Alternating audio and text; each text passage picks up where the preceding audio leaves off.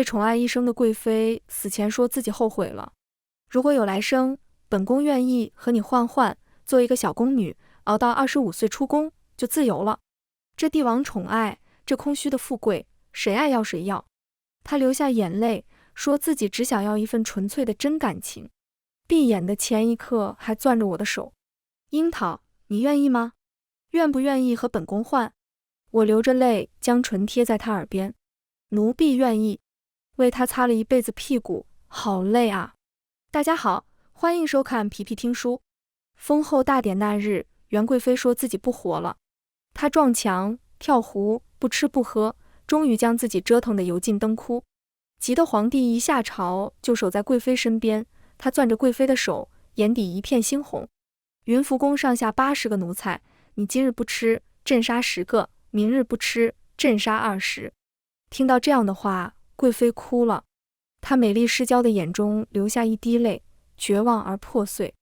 我这辈子最后悔的事，就是爱上你。说完，她决绝地掀翻我手里的热粥。赵燕，别拿人命威胁我，你不配。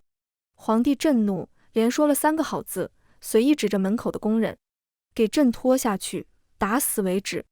皇帝说10人，就1个都不能少。最后被拉出去的是站在我身侧伺候茶水的桃子。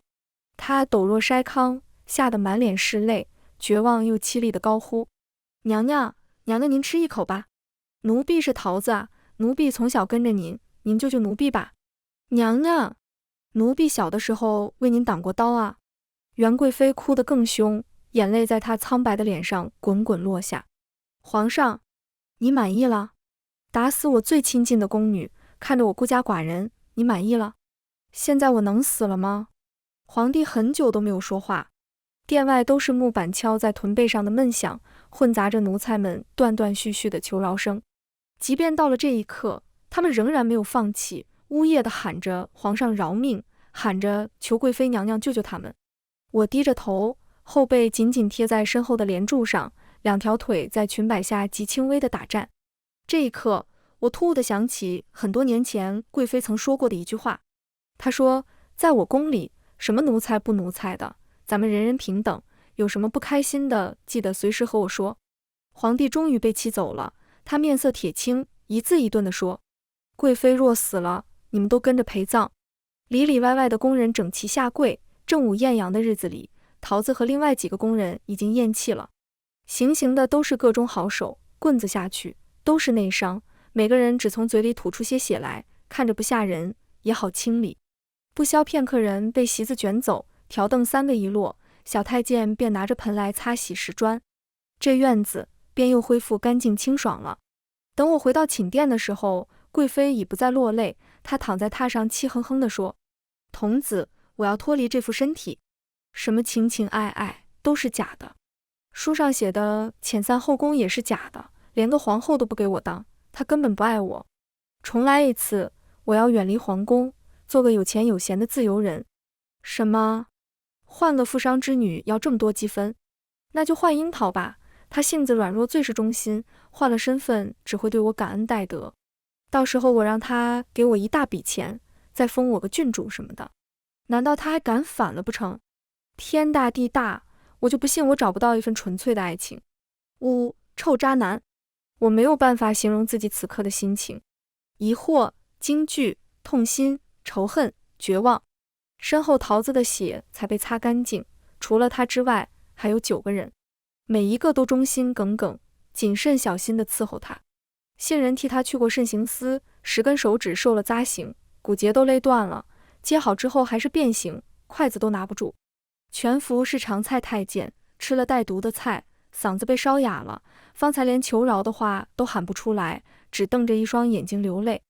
我甚至分不出神来思考他嘴里那些怪异的话，满心满脑都是，难道我们奴才就真的不算人吗？贵妃看到我，和我说了好多话，比她从前跟我说的所有话都多。樱桃，宫墙吃人，本宫每日担惊受怕，吃饭怕有毒，睡觉怕此刻，就连衣裳发饰都怕被塞了麝香。我是宠妃，他们都盯着我，嫉妒我。我平静地倾听着，可你每一道菜都有人查验，都有人提前试过。每天夜里值夜的太监和宫女都各有2个，便是刺客来了也要先扎在我们身上。衣食住行，就连如厕用的公纸都是绸缎制的，都专人看管。贵妃继续抱怨道：皇上说他只爱我一个人的，可你看他纳了这么多妃子，还娶了皇后，我算什么？他从前的承诺又算什么？可你的宠爱经年不衰，不管怎么作闹，皇帝都宠着纵着。他生气了便罚我们这些奴才，发怒了就杀掉1-2个，却从不肯让你受一点伤。说到最后，贵妃越来越委屈，哭得几近晕厥。樱桃，这些荣华富贵都是虚的，若能和心爱的人在一起，吃糠咽菜又如何？如果能再活一次，我宁愿做个小宫女，嫁给个普通人，一生一世一双人。你愿意和我换吗？樱桃，我终于回过神来，脑子里是我偷听到的童子，脱离这样叫人理解不了的话。我紧紧握住贵妃的手，努力扮演好这个忠心的小宫女。贵妃娘娘，奴婢愿意。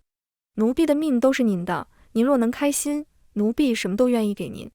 入夜了，门口的小宫女踩着梯子去点宫灯，院子里守夜的太监抱着自己的铺盖坐到廊下，其余的奴才们都回了自己的屋子，瑟缩着祈求贵妃娘娘明日前可以吃点东西。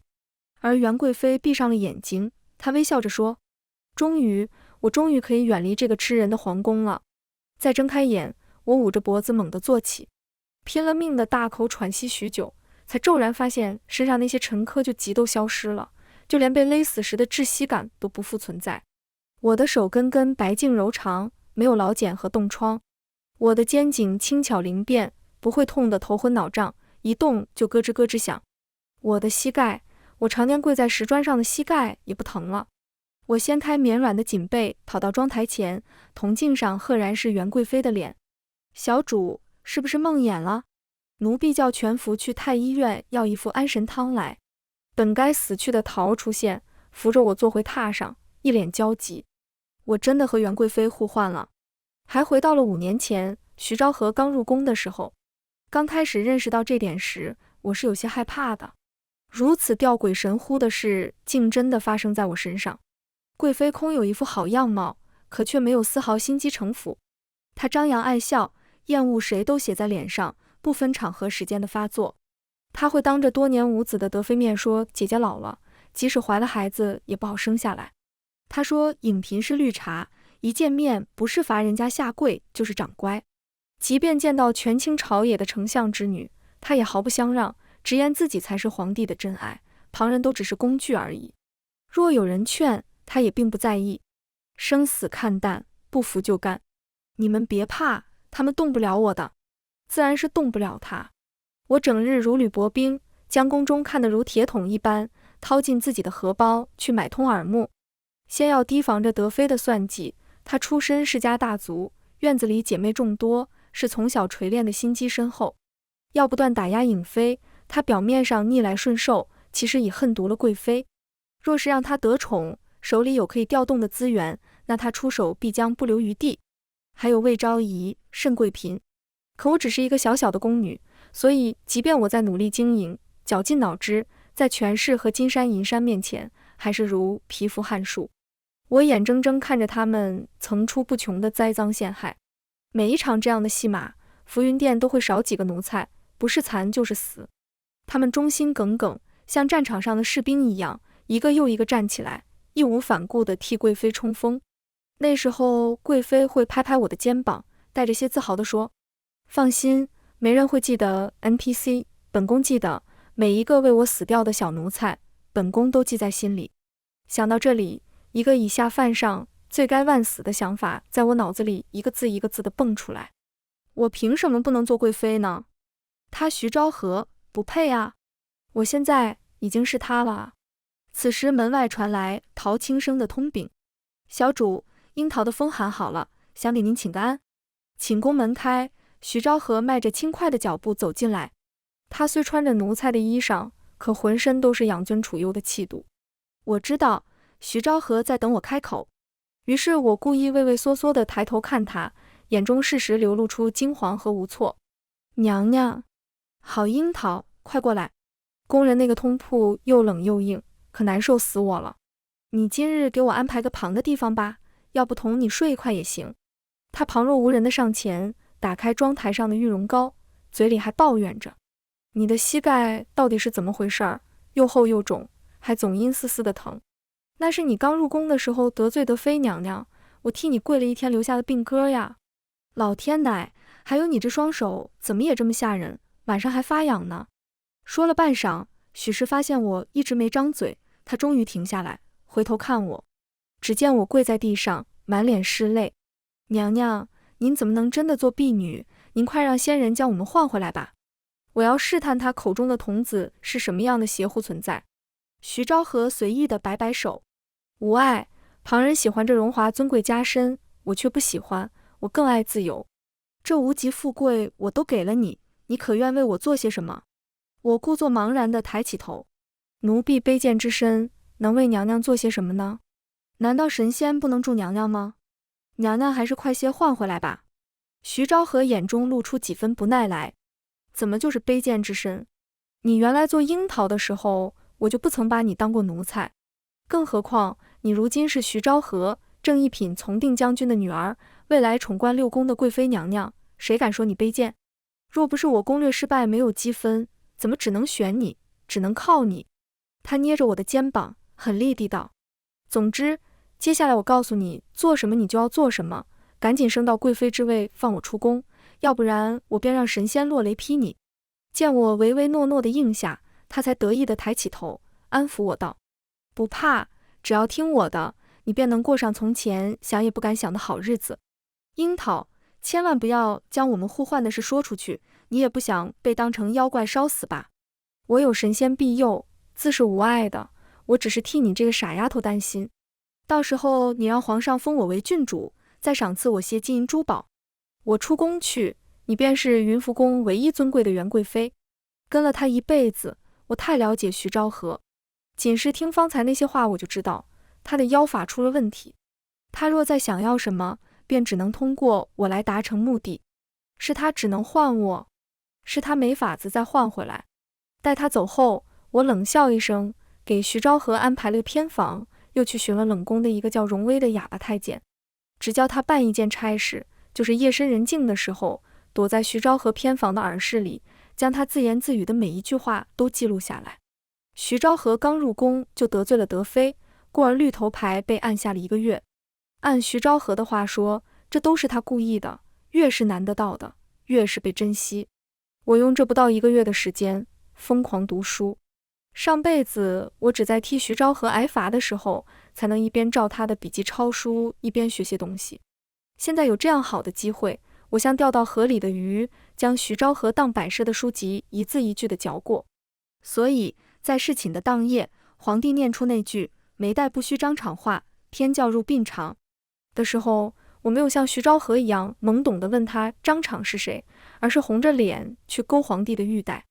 彼此当年少，莫负好时光。皇帝受不住，一把将我抱起，压到床榻上。没有人知道卑贱宫女时的我有多倾慕帝王，倾慕他的滔天宠爱，无限权势，每日做梦都咬着牙幻想自己坐在凤辇上的风光样子。我甚至幻想过自己得宠时，徐昭和伺候我洗脚的情景。醒来后，我抽了自己2个大嘴巴，死死地将嘴角的弧度压下去，再压下去。可今日帝王睡在我的被窝，再解我的肚兜，多年隐匿阴暗的幻想一朝梦成，我怎能不放荡一场向上爬呢？第2日，我便破格从贵人被封为妃尉，封号元。徐昭和却气坏了，他不管不顾地冲进我的寝殿，阴沉着脸看我。我倒是小看了你，他定是觉得我没有妖法，又是个奴婢的性子，皇帝根本不会喜欢。我好整以暇地转过头，正要张口，便有小太监尖着嗓子唱礼：皇帝来了。一道来的还有服侍太后多年的老嬷嬷。是了，徐昭和在位时，除了皇上，谁都看不上他，谁都要来难为他。太后娘娘说了，本念着元妃身子不好，教养1个月，如今又半夜提灯又是寝的，想来身子好极了，便在自个院子里跪2个时辰，吐纳阳气，强健体魄。上辈子都有我这个小宫女带法，导致旧伤未愈，又添新伤， 2块膝盖肿得和馒头一样大，7、8日都走不了路。徐昭和知道了，只不高兴地撇了撇嘴，说我怎么那么娇气。如今我红着眼眶倚在皇帝身上，皇上，昨日太疼了，臣妾明日再跪行不行？皇帝面色不变，扶着我诞声道：昭和娇弱，便叫他这儿的婢女替了吧。我掏了帕子去点脸上的泪，眼睛却看向门口的徐昭和。皇帝顺着我的目光，随手点向他：就你吧。徐昭和一贯怡然从容的脸霎时僵住，我能从他极力克制的神态和细微的颤抖中看出他在愤怒，怒火使他不敢抬起头，只能一步一步走过来，极慢地走到院中央。他弯下脊背，低下头，双膝落地，极不甘地跪下。正午的2个时辰，皇帝陪我用了午膳，又腻腻歪歪地笑闹了一场。我没叫人关门，所有曾经属于他的宠爱都顺着夏风飘出去，灼热烤人地打在他脸上。皇帝在第2日5更末便走了，哑巴太监进来，呈上厚厚一沓花笺。我一页一页慢慢地看过去，终于从字里行间里出头绪。原来徐昭和的攻略任务是做皇后，如果失败，这副身体便会承受极致的痛苦死去，所以他才那样慌不择路，即使做自己最看不起的奴才，也要和我互换。也就是说，如果在5年内我当不成皇后，即死。自从那日罚跪之后，徐昭和便也觉察出我的伪装，可他自觉手里有系统可以唬住我，所以虽是宫女的身份，他却一点活都不干，每日金贵地仰着头，像主子一般指使人。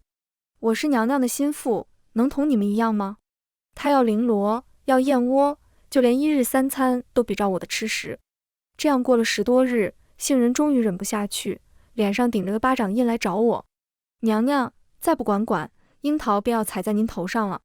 徐昭和嫌工人的鞋磨脚，见杏仁在擦拭一双皇帝赏的绣鞋，直接就抢了过去。杏仁气得红了眼，跪在我脚下噼里啪啦地掉眼泪：娘娘，奴婢不求您给我做主，只是看不得他如此猖狂。他话音刚落，寝宫的门就被大力推开。徐昭和怒气冲冲地看着杏仁：好啊，你还敢来告状？他走到我身边，理所当然地吩咐：把这个奴才送到慎刑司去，治他个以下犯上大不敬之罪。杏仁面如死灰，抖着嘴唇，却说不出话来。徐昭和得意地抱起手臂：见东西若不受点折磨，怎么知道谁能惹谁不能惹？我点点头。来人，将樱桃拖到慎刑司去，全府口齿伶俐，叫他将樱桃进来的行径都讲一遍。徐昭和仿佛没有听清，他震惊地看着我：你说什么？你敢？我这才抬起头，从容地看他，眼中全然没有那个小奴婢的卑微和怯弱。他气急败坏，抬起手就要过来撕扯我，杏仁眼疾手快地站起来，将他往后一推，扬起巴掌抽在了他脸上。也不看看自己是什么东西，还敢对娘娘动手不成？2个小太监从门口跑进来，一人一边就将他架了起来，往外拖。放肆！你们放肆！你就不怕吗？你敢让我去慎刑司，我就什么都敢说出来。我开了口：等等。徐昭和眼中闪过得意，一副吃定我的样子。我看着他，胸中积压许久的恨意一点一点渗出来。那就不去慎刑司了，堵住嘴，拖出去杖20。徐昭和气得浑身发抖，恶狠狠地盯着我，可他没有办法。按照荣威花笺上的记录，因为换了身体，又没有合适的任务，他那个诡异的妖术用不了了。如我所料，半晌，徐昭和流下了不甘的眼泪，高高在上了一辈子的人，从来没有想到有一天会被我这个曾经呆头呆脑的卑贱奴婢羞辱。他双膝一软，跪在地上：娘娘，奴婢错了。我又拿起了书：跪慢了，杖30。徐昭和被堵住了嘴，所以我听不到他的哀求和咒骂，只能听到他一声惨过一声的呜咽哀嚎。真的很悦耳。皇帝宠爱我，却与宠爱徐昭和不同。徐昭和任性跳脱，骨子里没有对皇权的丝毫敬畏。他会因为皇帝召见新人而发怒，会不管不顾地往皇帝身上摔东西。只要稍不如意，徐昭和便说皇帝不爱他，他要离开这里，让皇帝再也找不到。他们3天一小吵，5天一大吵。有很多次，我明明看到了皇帝眼里的厌恶和冰冷，可第2天，俩人又会甜甜蜜蜜的和好。挨打之前，徐昭和曾多次要我复刻他的路子，学他的脾性。我没有，白日里我装的一副白脸模样，善良宽容，对谁都温温一笑。我缠着皇帝学诗写字，笑说拜他为师，翻来覆去的肯嚼他教我的每一句话。夜里我便大胆梦浪，不知羞耻地将他伺候得低喘出声。我在这白日与黑夜的分寸里分毫必较地拿捏，几乎都忘了被关在偏房的徐昭和。想起来他是荣威递来的花笺上写，他不知用了什么方法获取了一条支线任务。我到他的屋子时，原本樱桃的脸已经有了莫名的变化，本来毫不出彩的五官凑在一起，竟叫人觉得异常柔美，就连皮肤都细嫩了很多。我恍然大悟，怪不得上辈子的她越来越美，我只当是贵气养人，原来也得益于系统那个东西。她看着我，眼神里是淡淡的冷意。谁能想到你那些可怜样子都是装出来的呢？我抬起头，笑着朝她看过去。娘娘若知道奴才也是有血肉筹谋的，难免要放心不下，我是怕您烦心，给您省力呀。徐昭和没有立时说话，而是在打量我，审视我。说白了，他并不是一个没脑子的人。他为妃时，令德妃不能有孕，设计文妃御前失态，自以为打压了所有竞争对手，却输给了那个素有贤名的丞相嫡女。皇帝不是没给过他机会，曾经3次给他协理6宫之权，他都拿来拉帮结派，打压异己。给他的家族荣宠，他叫父亲辞官放权，不要引皇帝猜忌。他将心机谋算都花在争宠上，以为叫皇帝神魂颠倒便能称心如意。他有那个诡谲的系统，自认为能将所有人踩在脚下，更不屑于关注我们这些蚂蚁的命运。如今当他真正动脑子的时候，却也是他真正没有倚仗的时候。徐昭和看了片刻，从喉咙中冷哼了一声出来。男人便是如此，连壳子里换了个心都不知道，还说爱呢。既如此，我也不愿意看你们腻歪。樱桃，你已是宠妃，不如马上就送我出宫吧。我低下头，看着她纤长柔嫩的手指，清透银白的指甲，仿佛神女雕刻的一般，美得叫我恍惚。我伸出自己的手，爱不释手地握着她的。樱桃没有这样一双好手，她从小便要干活，早上起来要去灶坑里掏灰，虎口间永远透着一道一道的白印子，那是掌纹都干裂了。从小做活，骨节变大，走在外头的时候，不需多言，只看一双手便能定一个人的贵贱。樱桃命贱，娘娘记得吗？当初您正吃樱桃呢，见着我脸被冻红了2坨，便说就叫樱桃吧。老天爷，我那是第一次见，冬天还能结果子呢。后来才知道，是将军命人从南方快马运来的树，用棉被一层一层裹着，快马北上。到了地方，树也死了，棉被也不要了，只剩3成好果子放到您的玉盘中。娘娘，我做梦都想吃一口那红彤彤的果子。徐昭和有些不耐烦，他将手扯回来，仍压住性子开口。现在你不用做梦了，你想吃什么，同皇上撒撒娇就有了。别忘了，这都是我给你的好日子，你难道不报恩吗？即便你不知感恩，就不怕我叫神仙与你为难吗？我摇摇头，重新捉住他的手，死死攥着。我猜，不管对于你或他来说，成为皇后这个任务，应该是得益最大的一个。我可以成为皇后，我知道如何成为一个皇后，所以系统到我身上来吧。不管你是人还是鬼怪，到我身上来，成为我的助力。徐昭和惊恐地盯着我。你怎么知道？你是怎么知道的？不可能，难道你也是穿越的？见好一会他的身体都没反应，徐昭和笑起来。蠢货，你当自己是谁？系统怎么会？他停住了，他不得不停住。白色的光影围绕在他身上，逐渐在虚空中显现出一个方框来。季三娘，你愿意接受主线攻略任务，成为皇后，拯救密国吗？季三娘，是我的本名啊。我看着拯救密国4个字，沉默片刻。我愿意。白光得到我的回应，唰的一声冲入我的额心，瞬间消失了。徐昭和茫然地看着这一幕，然后发出不可置信的尖叫。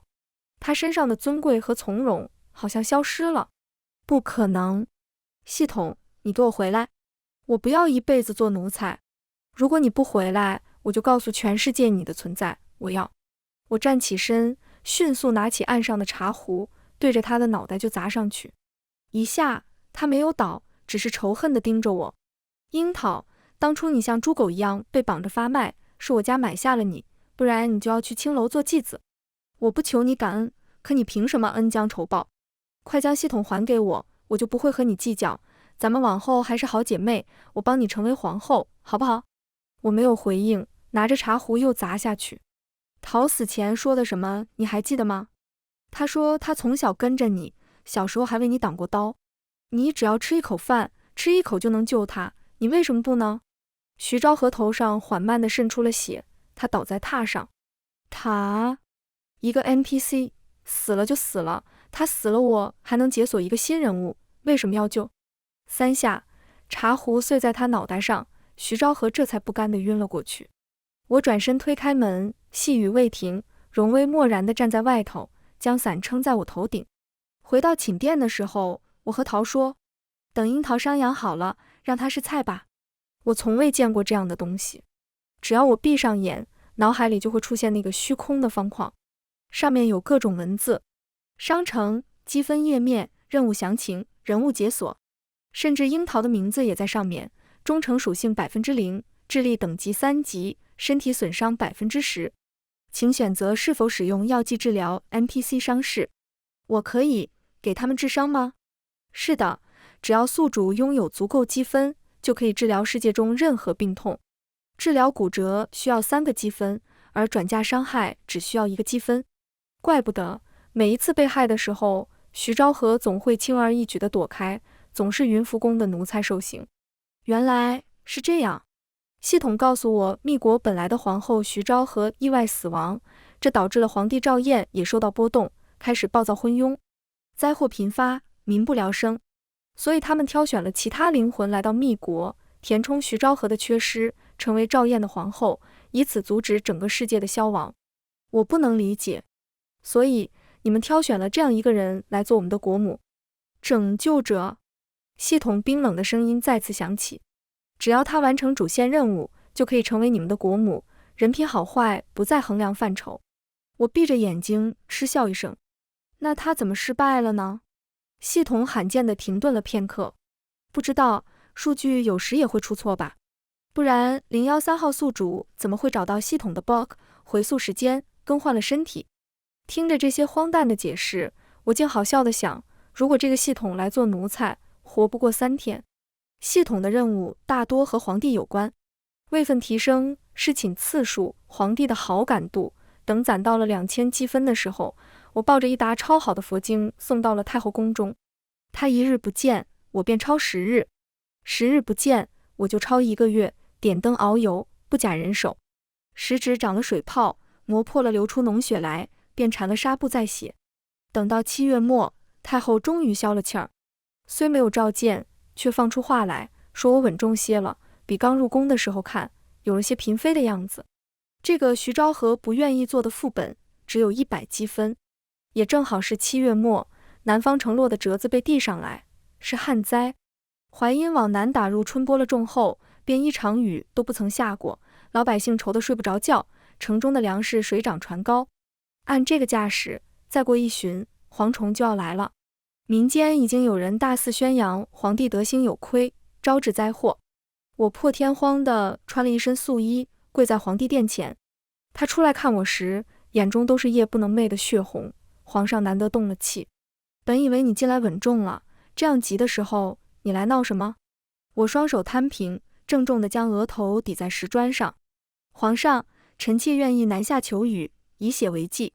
若求雨不成，臣妾愿死在当场以平民怨。事实上，我是恨赵彦这个皇帝的，他失了智地保护徐昭和，将我们这些奴才的命视作谈判筹码，随意一挥便能杀一片，末了死的是谁，他连看都不会多看一眼。可这个时候，我只能听信系统的话，这皇帝是个恋爱脑，爱上谁便会受谁的影响。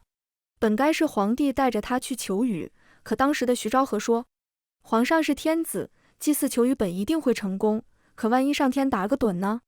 那不是让百姓看您的笑话。我也听他在寝宫中自言自语，一群封建文盲，有雨就下，没雨就旱，是能求来的吗？蠢死了，蠢死了！过去晒黑了，又要用多少积分白回来？本贵妃娘娘可不去。可得到系统之后，我分明看到了商城中有一个下雨的选项，价值2100积分。南下之前，我叫全福端了一碗雅药送给徐昭和。他已经被关了好多天，吃喝拉撒都在一个横竖不过5步的屋子里，没窗没缝，臭气熏天。我叫荣威看着他，只要他说一句话，就打他一个嘴巴。才打了2个，他就老实下来，瑟缩着蹲在角落不发一言。云福宫的人都不理解我为什么关着樱桃，在我的刻意纵容下，工人间便传扬是我做了什么事被樱桃拿住了把柄。我看着他的肩膀，温和地说，樱桃得了失心疯，他觉得自己是娘娘，本宫为了护他才关着。桃恍然大悟，眼中带泪，娘娘可真好，奴婢从未见过这样好的主子。于是我想起那年自己跪伤了腿，太医日日给他请平安脉，他不曾大发慈心叫人去给我看看，也没有施舍一瓶药来，是桃儿和杏仁凑了钱，每日下职回来给我上药揉腿。我拍了拍他，本宫也没见过你这样爱哭的小宫女，入夜了，快去歇会儿吧，陈太医给你们开了药包，回屋便敷一敷腿。桃喜滋滋地应下，又去给我核对南下要带的香笼了。从前我总觉得我想要荣华，想要富贵，都是为了自己过得好，为了叫身边的人不再莫须有的死去，为了不被人呼来喝去，叫跪就跪，让爬便爬，为了吃一口冬日的樱桃。可当我站在百阶高的祭台上时，贫瘠的百姓衣衫褴褛，用一双双重压之下仍还没有绝望的眼睛望着我时，我恍惚地觉得我想要的东西是其他。当我把所有积分都用来购买雨水，阴云密布，豆大的带着泥土的水滴砸在我繁复华丽的宫装上时，当他们欢呼雀跃，老泪纵横，跪倒在地上痛哭的时候，我笑了。系统在我脑海里说，恭喜宿主解锁了隐藏副本，有凤来矣，请问是否改变原有攻略主线娇妻？我毫不犹豫的选择是。当我回到皇城时，皇贵妃的晋封圣旨已然等在路上。皇帝令我代掌封印，管理6宫，众妃嫔都在浩瀚乾坤殿前穿着朝服迎接我。便是上辈子徐昭和最宠冠6宫的时候，也没有我今日风光。皇帝握住我的手，眼中除了情意之外，还有了些从未有过的神采。他说，来，站在朕身侧。回到云福宫，荣威正垂着头跪在院中，他脊背佝偻，头上还有包扎过的伤。桃满脸愁容，娘娘，樱桃跑了，不知怎么撞到了皇上，如今已是承过宠的答应了。我走过去，扶起荣威，你这里的差事已做完了，密国去年才与边国休战，战场上有许多退下来的伤残老兵，无儿无女，很是孤苦。本宫与娘家兄长商议，要办个慈济院，你可愿去帮本宫去做督察？荣威苍老衰绝的眼中忽然亮了起来，他不能说话，只砰砰砰在地上给我磕了3个响头，还要再磕就被桃扶了起来。快起来吧，若磕坏了，怎么给娘娘办事儿呢？我将他从冷宫救出来，他夜里连个瞌睡都不敢打，吊着发髻，竖着耳朵帮我听徐昭和都说什么。我让他老有所养，他便会拿剩下的这点残命来为我办事。这就是我们奴才，只要上位者给一点点好，便能用命来偿。贱得很，又贵得很。徐昭和宫女打扮，跑出去的时候月余没有沐浴，又是个哑的。若不是身上还有一个系统，便是找人帮了他。知道是德妃后，我摇了摇头。他说他最讨厌德妃，道貌岸然，一脸刻薄，却想方设法求人家。他说他不愿再做宫妃，想要自由，又跑出去往皇帝怀里撞。德妃最着急的就是子嗣，上辈子2人一起冲突，徐昭和就用系统给他身上下了药。